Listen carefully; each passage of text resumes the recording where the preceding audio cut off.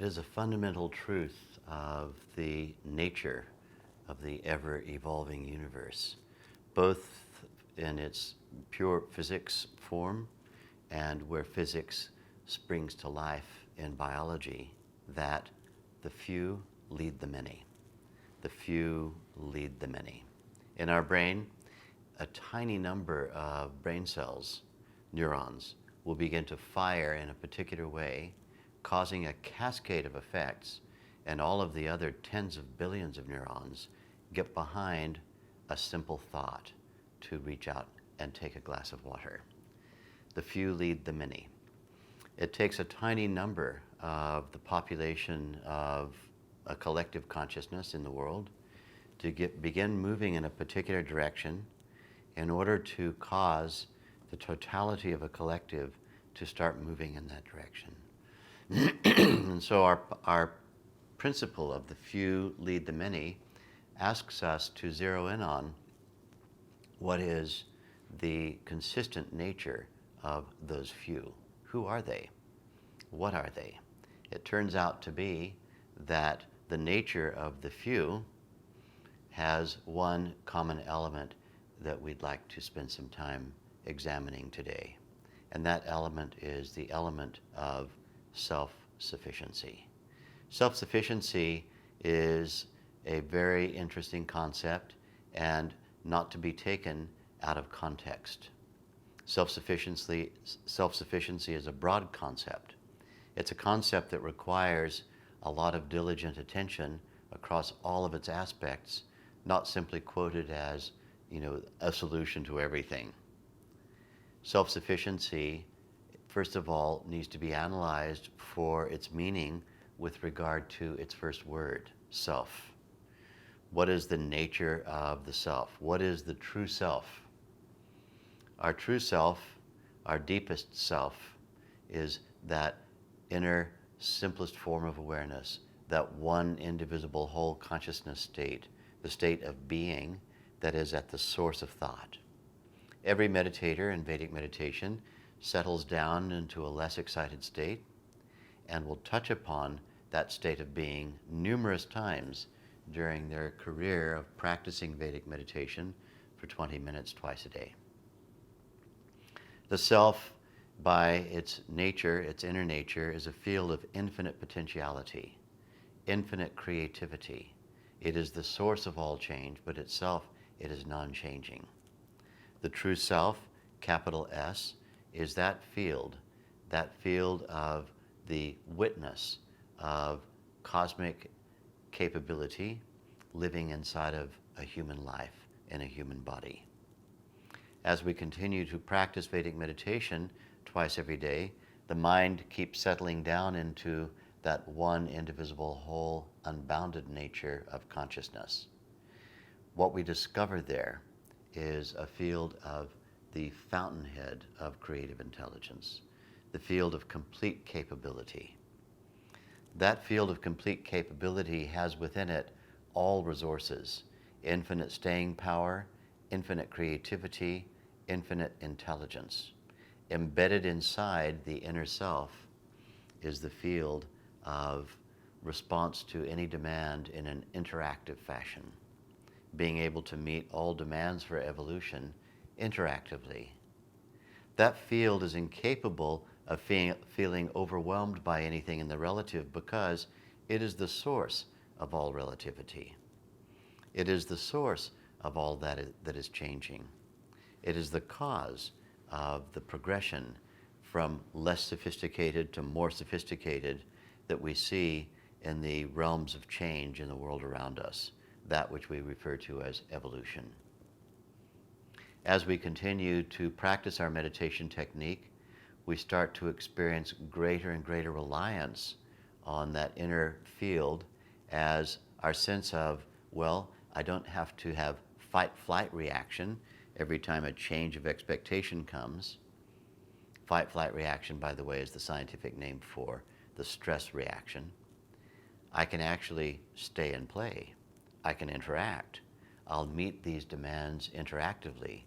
I will find the gift inside of the demand to change my expectation, finding the gift in it. And finding the gift in it requires a greater capacity of comprehension, the ability to, while honoring preferences, nonetheless not to become rigidly attached to specific timings and specific outcomes, trusting that in the larger picture, only evolution is happening. Being able to detect the pattern of evolution, being able to allow oneself to become right in the middle of the stream of that evolutionary flow. Meditators worldwide who practice this technique regularly begin to report that more and more they find themselves supported by nature. What does that mean? Nature. Nature is one's own nature. I look outside and I see trees and grass and fields and animals and birds and people. All of that nature is someone's nature. It is one's own nature. It's my nature, my nature. My nature means that inner consciousness field, that unified field consciousness, which is the source of all things, finds itself in my inner awareness, but is also everywhere else in the universe. It is all other things. The unmanifest moves into manifestation, and it is the cause and source of the whole of the relative universe. And I am that. This is the message given in the ancient Vedic wisdom coming from old times in India, thousands and thousands of years ago. I am that. I am that, and all of this is nothing but that. That meaning that inner consciousness field that I touch upon when I dive deep into my meditation state. That being the case, I can draw upon my inner self to meet any demand interactively. Self-sufficiency begins to dawn, true self-sufficiency begins to dawn in a meditator. Self-sufficiency is not about isolation. It is about being one of the few who lead the many. To cause evolution and to lead a life in the world that is evolutionary for everyone must be cooperative enterprise. That means to say that we all engage together in a movement from being less sophisticated as a population to being more sophisticated, from being more exclusive and less inclusive to being the opposite, more inclusive and less exclusive.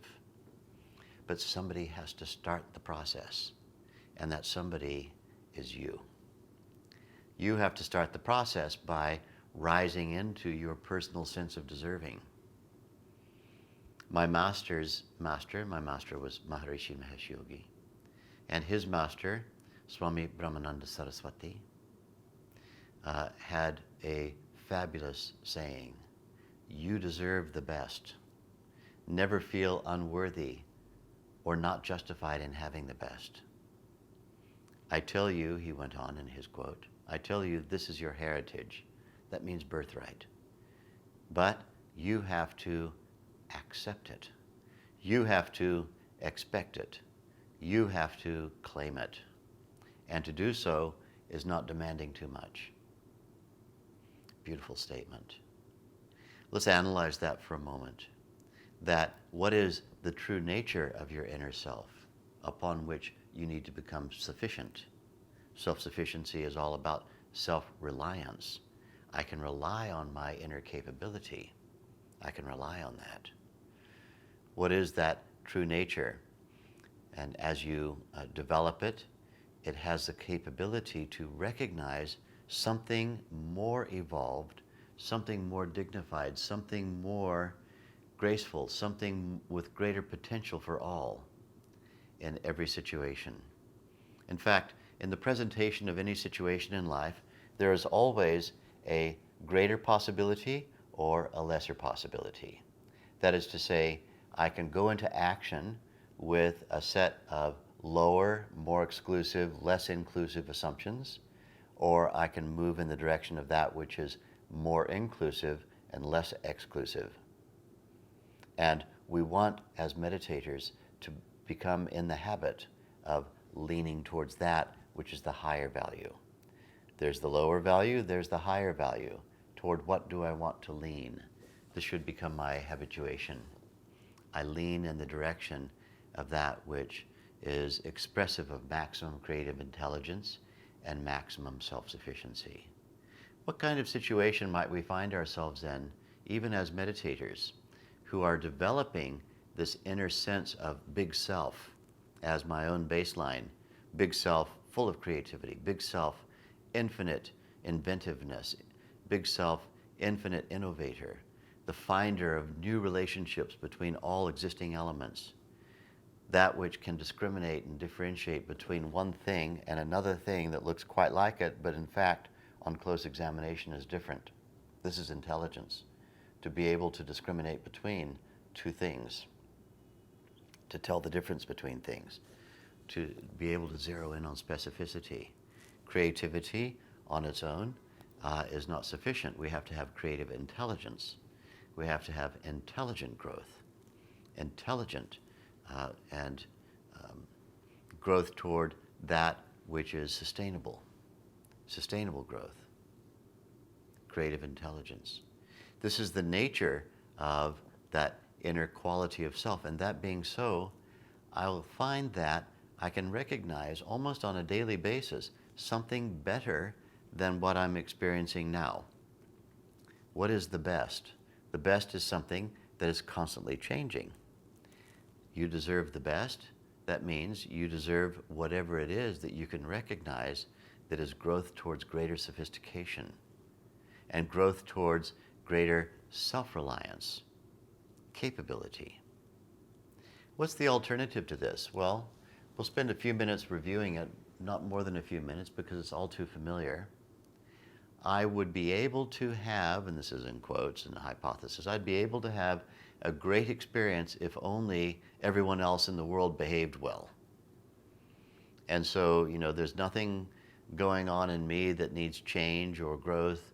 I'm perfectly okay, except all of my experiences are being caused by other people. Other people are causing my experiences.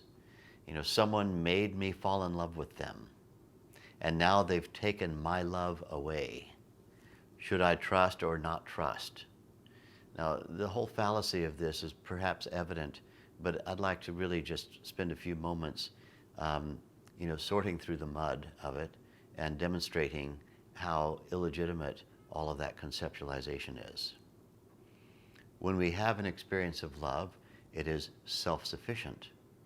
We have somebody who behaves in a particular way, and that acts for us as a pretext to let our consciousness rise into that all-inclusive quality where I sense oneness of shared experience. And so love is a consciousness state. It's a consciousness state that's coming from within the self. It is not that I opened myself to love and said something to somebody, and then they poured from their treasure box of love, they poured love into me, and that if they change their mind, they can take it all back and pull it back into themselves along with the love that I had for them and run off with it. This whole thing about, love transporting itself, love being able to be stolen, love being lent, love being borrowed. We're not talking about cash commodities here. Love is, in fact, an experience of absolute self-sufficiency. It is the self recognizing the self in another. And in that moment of heightened consciousness, when self can recognize self, then that expression of let's celebrate this turns into shared experience.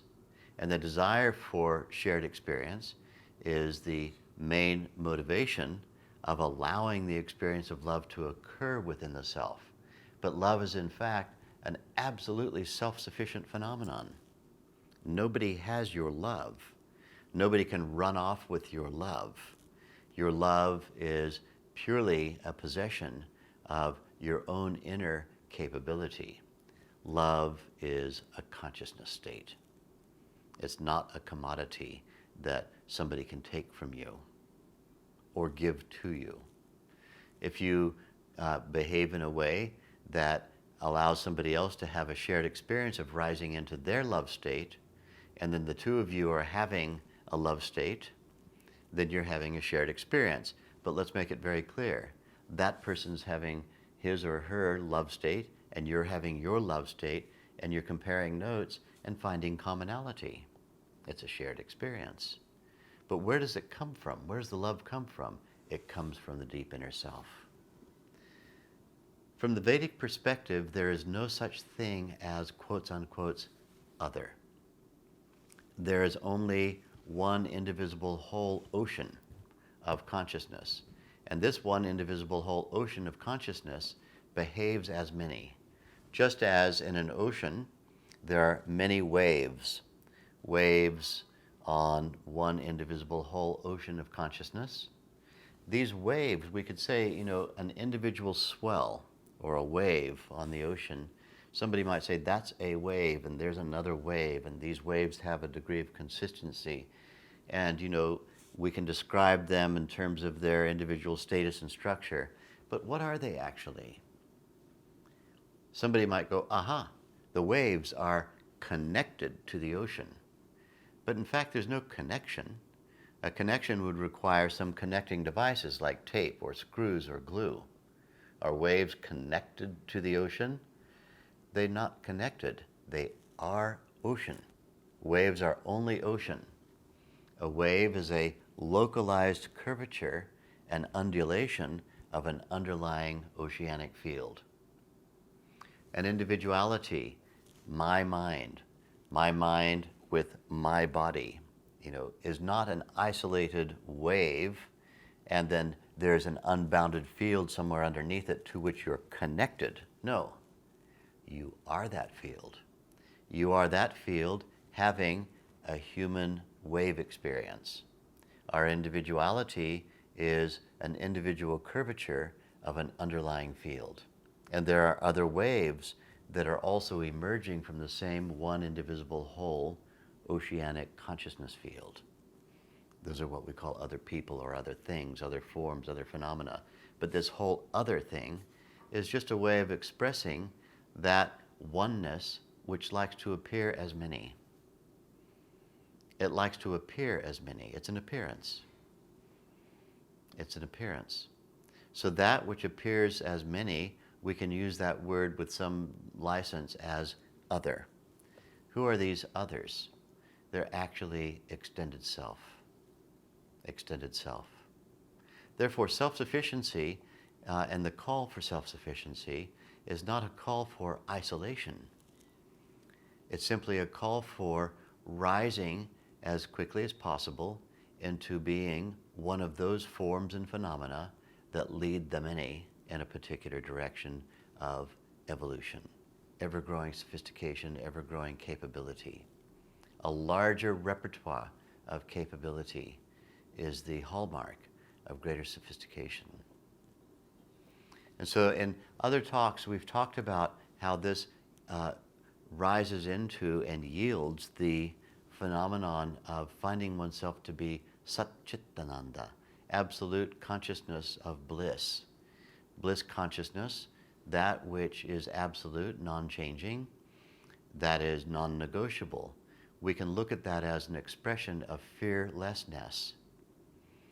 And so the idea that, I'm an individual and all of my life is structured by others is an idea that is a concept that is a product of a state of consciousness that is yet to grow.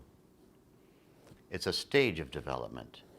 I'm an individual and my individuality is at the mercy of others.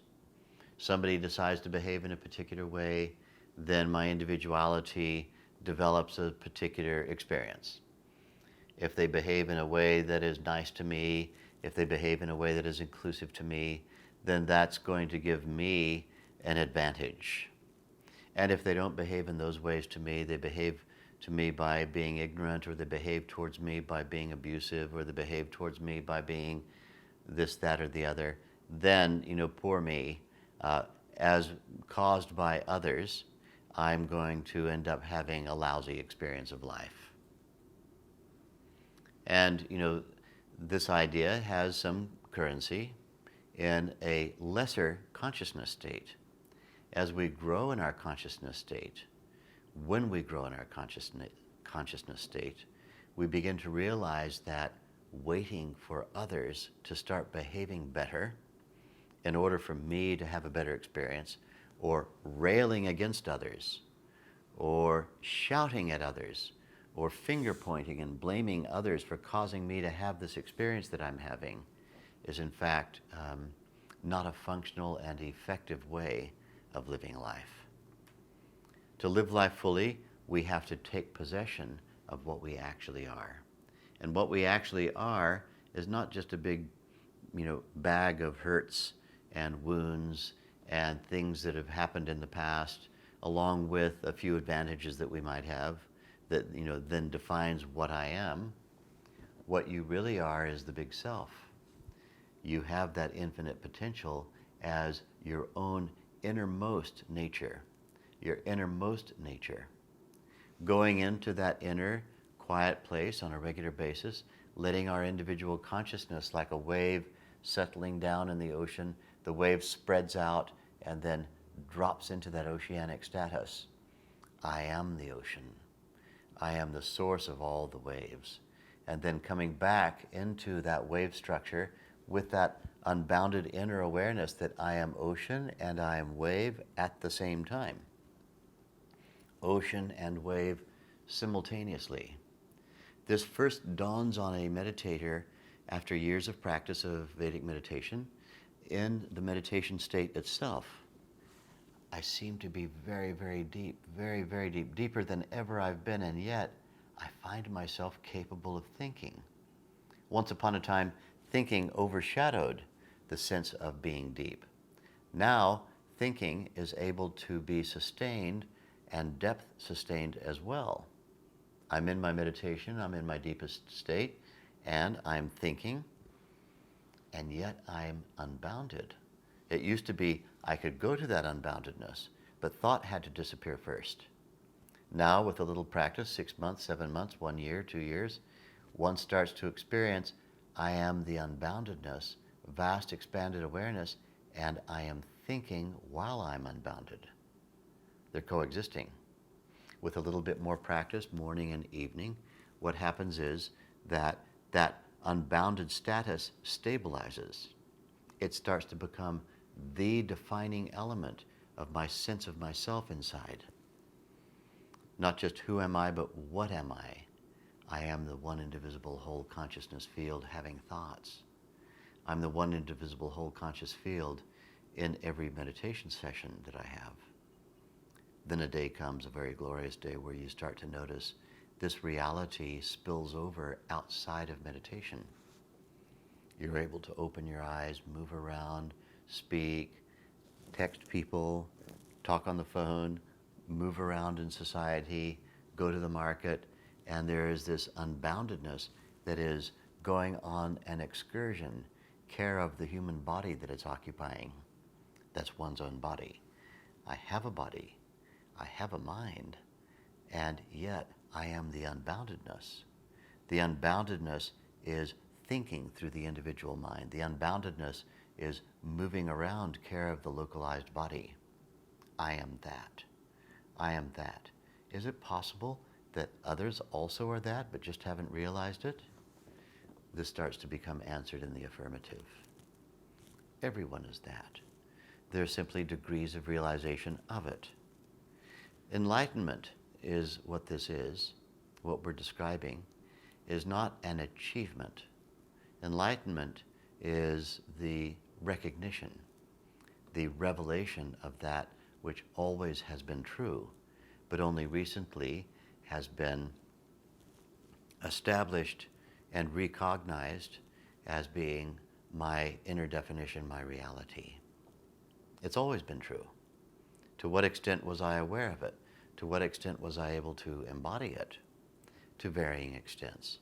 As we grow and grow and grow in our state of consciousness, we begin to realize more and more that universality lives inside of individuality. The individual actually is cosmic. The wave actually is ocean. Wave actually is ocean. So when we are living that life, what are the practical suggestions whereby we can take possession of all of this and say, what do you do about it? And what we do about it is we allow it, first of all, to be so, and we take responsibility for our own experience. There's a fundamental truth that is repeated again and again in the Vedic worldview. And that's the truth that you cannot stop someone from behaving according to that person's level of consciousness.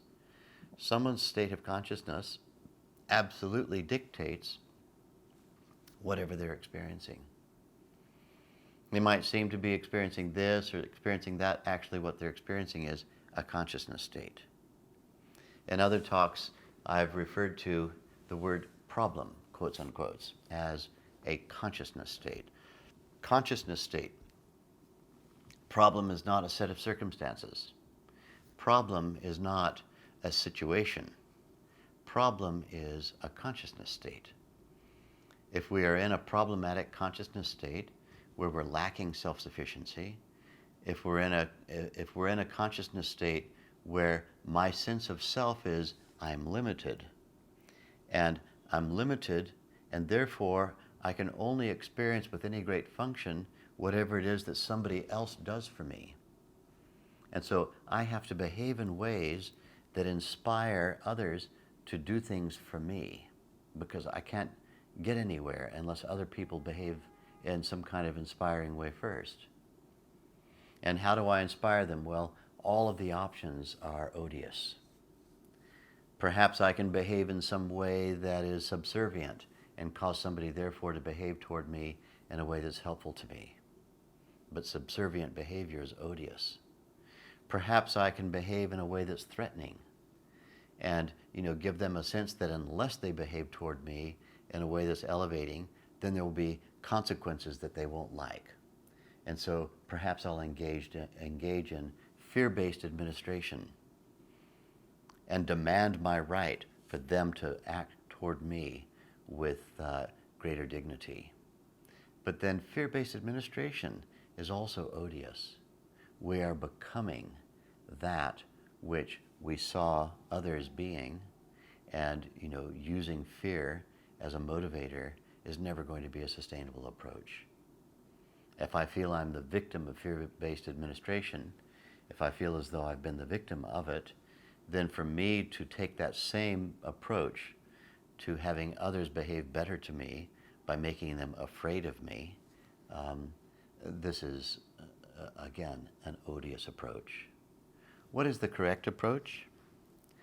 Realize and act accordingly. Realize your intrinsic self-sufficiency and act accordingly. If I'm experiencing problem, I'm experiencing a consciousness state that has internal limitations. If I'm experiencing unhappiness and suffering, I'm really experiencing a case of mistaken identity. What is my true identity? I am totality. And if I forget that inner truth, which has been presented to me by my own personal experience in meditation, I am totality. To the extent that I forget that, then to that extent alone, I can start suffering. Totality is not capable of suffering. It's the foundation and basis of all changing forms and phenomena. It's not capable of suffering. It's only capable of interacting with that which itself it creates. Totality, the unboundedness that is our inner baseline state, creates the entire relative universe. Everything in the relative universe is nothing but a creation of, a manifestation of that came out of the unmanifest. The unmanifest is thereby the source and the course and the goal of all relative forms and all relative phenomena. And so the idea that relativity that comes out of me is capable of making me suffer becomes a folly. it becomes an idea that is not sustainable in the enlightened state. So when we talk about and advocate self-sufficiency, we're not saying stay small, keep the S on the self part, a lowercase s, self-sufficiency. That would require a tremendous degree of arrogance and isolation. We're talking about allow yourself to go from small to big. Allow yourself to, first of all, experience it, and then a very important lesson for every meditator, don't get into enlightenment denial. Enlightenment denial is a thing that comes out of the habits of our indoctrinated past. I'm indoctrinated to think that, I'm really just a little individual. All I am is a body, a little squishy body of cells, with blood flowing around it and things, and, filled with all kinds of potential pathogens, able to be destroyed because the body is all I am, and if my body dies, then I die, and, as my body is, so am I, and, if my body has a particular shape, people will like me. If it doesn't have the same shape, people won't like me, and I'm going to have advantages or disadvantages based on body shape. I'm going to have advantages or disadvantages based on skin color. I'm going to have advantages or disadvantages based on, some kind of history of where the body's been. Did it go to Yale? Did it go to Harvard? Did it go to Riverside Community College? Did the body, where was the body born? To whom was it born? What are the genetics of the body? All of these ways of attempting to identify and define the true nature of the self, they're completely fallacious. The non-fallacy, the truth, is you are the one indivisible whole consciousness field. And when you've experienced that many times in meditation, there may be old habits that make us want to deny what it is that we're experiencing directly. And this is not a new thing. Transition and change always is a challenge to our intellect. Our intellect may not like even to accept that I am big, problem solved. Even when a problem is solved by arising into a greater degree of awareness, I can be aware of more things. Sometimes we don't like to admit that the problem's solved. I love to use the example of my beautiful little son, Henry, who one day might listen to this when he's 25 or 30 or 40, so I apologize, Henry. But right now he's only 2. And the other day, Henry was missing his choo-choo. Choo-choo is a little particular train that Henry loves. And he was sad. Choo-choo gone, choo-choo gone, no choo-choo gone, crying. From where I was sitting, I could see choo-choo sitting right over there on the windowsill. And I said, Henry, choo-choo's here. No, no, no, no, no, he said. Choo-choo not here, choo-choo gone. I said, come with me over here. He didn't want to come with me over here. He wanted to collapse in a heap on the floor, put his head down on the floor, get in fetal position, and have a good cry about choo-choo gone. Choo-choo gone was a consciousness state, not a reality. So I quietly walked to the other end of the room, and I called out his name, and I said, look, here's choo-choo. He saw it, me picking it up from the windowsill, and I brought it to him, and I handed it to him. Here's choo-choo. And he took the choo-choo, and with a very reserved look on his face, like, do I really want to admit that there wasn't a choo-choo problem? I've just invested a lot of time and energy in there being a missing choo-choo problem. And I was curled up in a ball a moment ago crying about choo-choo problem. And now choo-choo's in my hands. How do I make the transition? How do I make the transition to there was no choo-choo problem in the first place? I've invested in choo-choo problem. All of us have a little bit of that quality of Henry at 2 going on in us. The idea that, but it was other people who structured my experience. It was their fault that I'm like the way I am. It's the fault of all these people. And, the world in which I was raised and the assumptions of the collective created my experience.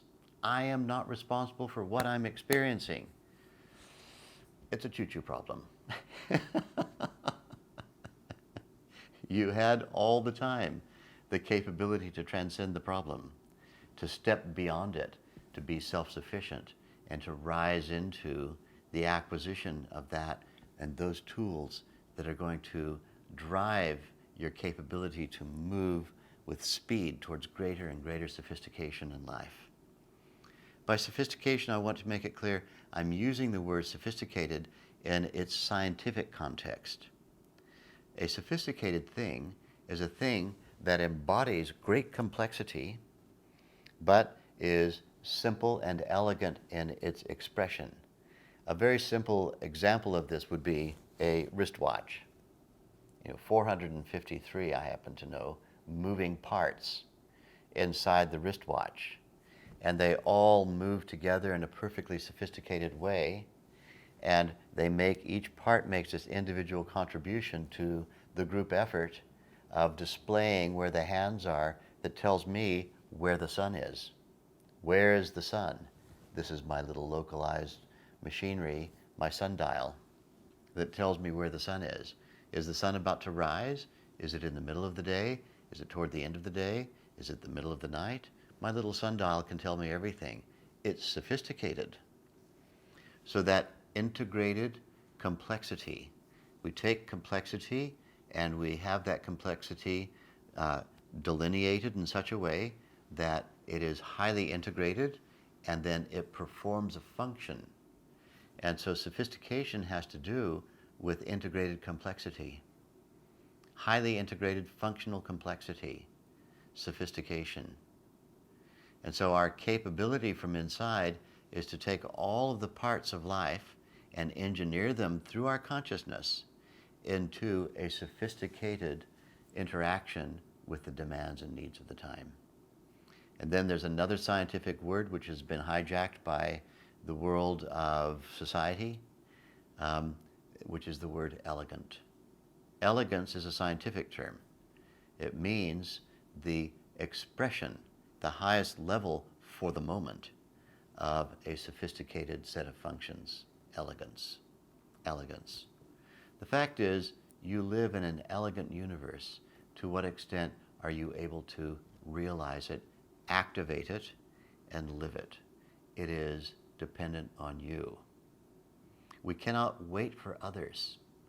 One of the gravest mistakes people make is to wait for governments to create change that will cause them to become a more productive citizen.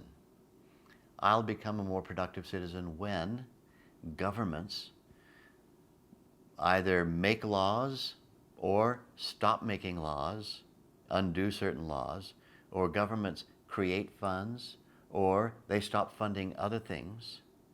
When governments stop doing this or governments start doing that, governments. What's a government? A government is nothing but the average level of consciousness of the collective thrown into a position of power. That's a government. Governments are no more capable than the collective that invents them. A collective invents a government. If the collective is lacking self-sufficiency as an average, the government will also display that complete lack of capability. The few lead the many. Don't wait for anyone. Rise into your inner realization of self, self-realization, and then self-actualization. Self-realization followed by self-actualization.